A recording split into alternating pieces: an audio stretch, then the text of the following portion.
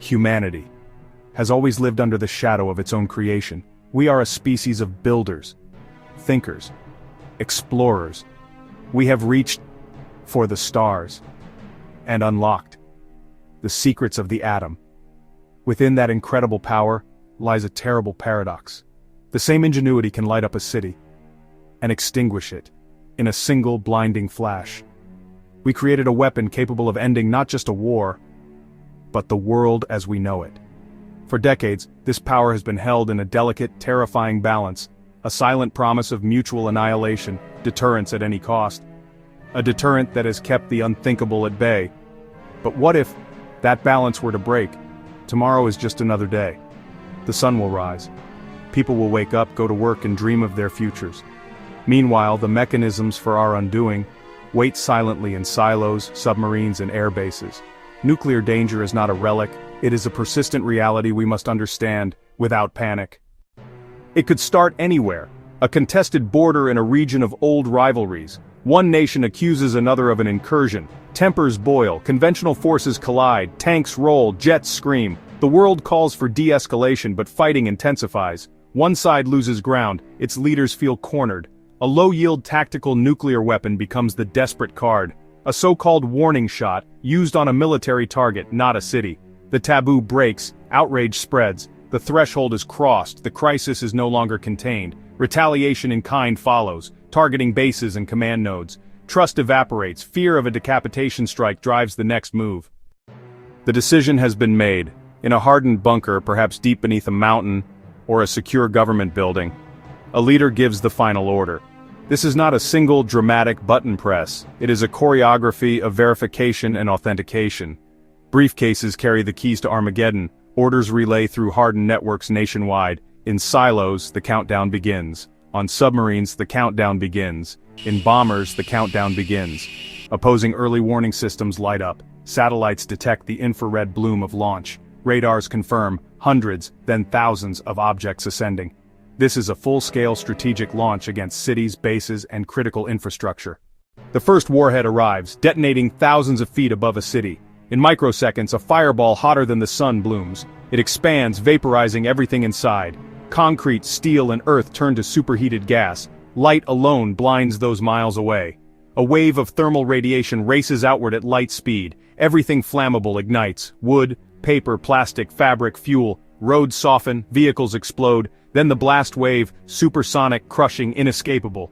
Reinforced structures disintegrate near the center. Skyscrapers tear free and fall. Homes flatten like cardboard. Debris becomes shrapnel, driven by hurricane-force winds. Flash, heat, and blast, seconds that define forever. In 10 minutes, the scene repeats across hundreds of targets. At the center, death is instantaneous. At the edges, a lottery of fire and pressure. Hundreds of millions are gone. Great cities become radioactive rubble. For many, the war is already over. In the first hour, new horrors emerge as fires coalesce into firestorms. They make their own weather, oxygen consumed, winds screaming in, winds strong enough to pull people into the blaze. Temperatures exceed 2,000 degrees, nothing survives inside. Mushroom clouds carry radioactive soil and debris aloft. Local fallout blankets downwind regions with invisible poison. Exposure becomes lethal in minutes. Internet gone. Power grids fried by EMP, communication impossible. People see flashes, feel quakes, and drown in rumor. Governments try to assess, to command, but their nations are deaf, dumb, and blind. Some find shelter underground. Most are trapped, burned, or exposed to fallout. Emergency services, hospitals, and law and order evaporate. Survivors are isolated, in a world trying to kill them. By the end of day one, the planet is a different world. The sun is obscured, thick soot spreads across continents. Daylight becomes twilight, radioactive fallout rides every gust and rain. Hospitals are gone, doctors among the dead. No antibiotics, no clean bandages, no painkillers, nausea, vomiting, collapse. A rapid, painful decline with no government or communication society fractures. Survival shifts to water, non-perishables, and shelter from fallout. Stores empty in minutes, trust vanishes, strength rules. Communities form, but fear governs every exchange. The authors of catastrophe survive, yet command nothing. Nations in ruins, populations decimated, an empire of ash and bone. The war lasts hours, its consequences lifetimes. There was no victory, only mutual, irreversible ruin. Weeks later, soot in the stratosphere refuses to fade. A dark shroud spreads and blocks sunlight. Temperatures fall 20 to 30 degrees, below freezing in midsummer.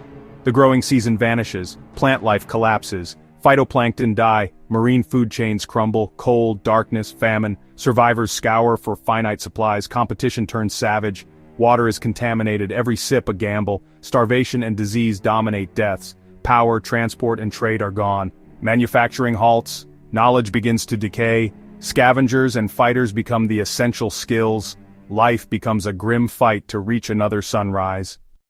Years pass under a dim, altered sky. Some soot falls, but climate shifts persist, colder, drier, ozone thinned, UV becomes a daily hazard. Survivors are a hardened few. Those from bunkers, stockpiles, or sheer luck endure. Small agrarian groups coax life from tainted soils. Medicine regresses, cancers and defects rise, nation-states fade, power becomes local, leaders, warlords, those who control water and food, technology falls to pre-industrial levels, complex knowledge is lost. Ruins are treasure and tomb, laced with invisible danger. Humanity is scattered and diminished, culture largely lost, books become precious. The past survives as myth, of towers, flying machines, and magical voices from afar. For new generations it is a fairy tale of paradise lost. Decades on, the planet begins to heal. Soot clears, temperatures climb, yet climate remains unstable. Life returns, but scars of chemistry and radiation persist. Large regions remain uninhabitable, biodiversity diminished. Countless species are gone forever. Humanity adapts, relearning farming, tools, and community. New cultures, languages, and myths emerge. In secret, fragments of old knowledge survive, seeds for a renaissance. The memory of nuclear fire becomes a foundational cautionary tale. Choosing peace becomes a core survival principle. In a nuclear exchange there are no winners, only degrees of annihilation. The power to unmake the world rests in human hands. 10 minutes, hours, centuries. The burden of responsibility spans them all. Our future is not pre-written. We choose it with diplomacy, with every treaty, with every effort to understand. The path to lasting peace is the only path forward.